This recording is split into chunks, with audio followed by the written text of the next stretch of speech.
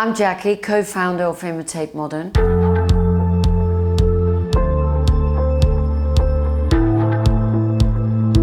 We're a gallery in the heart of Mayfair, Shepherd's Market. Very proud to present already a couple of artists that really have got famous. Tyler Shields, C.B. Hoyer, Stick. And today we're here to talk about Henry Haight. Very proud that he's already started his wall coverings, but mostly famous for his tattoos. Tattoos for Alexander McQueen, Amy Winehouse, Boy George, and also into bag painting in which he applies his tattoos. He's a great character and I just love him. I'm so happy that we've got him in-house.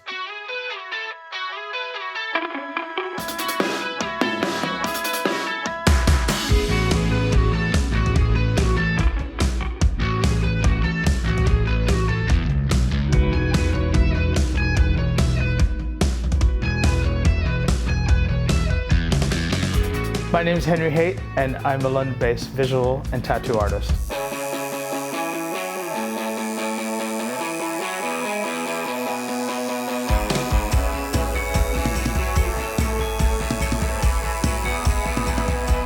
I started tattooing in '95. This was essentially before social media and the internet, and word of mouth was the way to actually establish your name as a tattoo artist.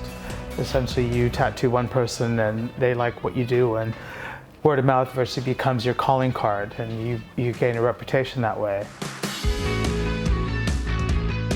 I started doing art and taking it seriously. Though I've always done art, I wanted to train as an illustrator. Art school didn't actually show that, so I kind of had to learn it the DIY way, which was a very punk rock ethic.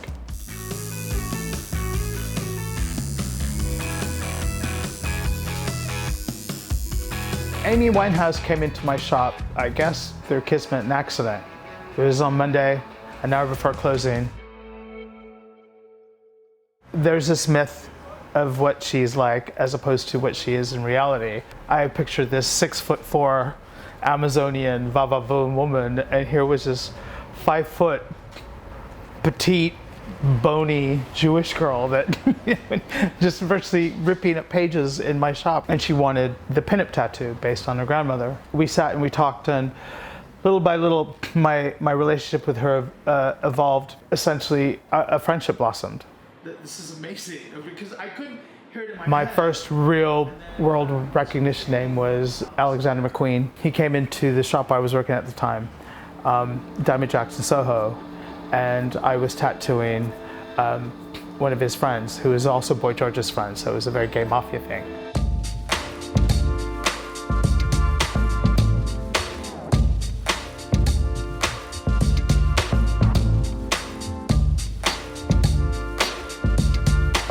Working relationship with Imitate Modern and this project came to fruition quite organically, really, because Jackie and the girls have always been encouraging and supportive of my art career and the work that I create. Jackie also took into consideration my brand collaborations with Hermes, Nissan, and others, to where it seemed like doing the Alexander McQueen legend bag and customizing it was something that was also paid tribute to a genius and creative artist himself.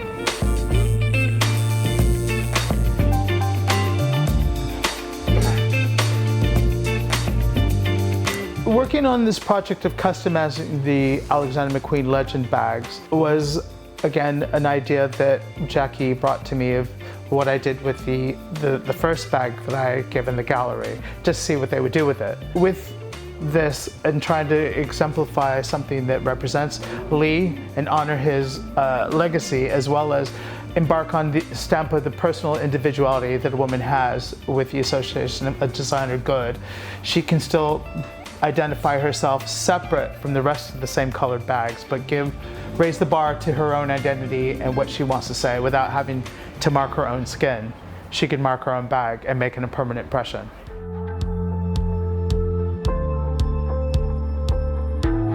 Lee's character, much like Amy's, was there were two sides. There was the public perception and the private. When Lee laughed, it was very loud and thunderous, almost contagious. He wanted to laugh too. And he didn't take a lot seriously with himself, which was refreshing. He was very generous, very sweet, and very shy in some respects. But I think also he had a very innocent, boyish quality about him. He was just a good-natured person, but like all artists, they struggle with the polar opposites of where their creations come from. You have to be careful with the ink sometimes you have to be so stressful. In honoring Lee's legacy in this project, it's a remarkable thing for someone of his character and uniqueness and originality to come into your life and entrust you to collaborate with him on something that is going to make a lasting impression on him. But all I would hope to do is to embark on something that virtually exemplifies him, and like Amy, uniqueness, originality, and the genius of what he creates. But ultimately, I think his genius and the creative force should be honored with something like this for the woman.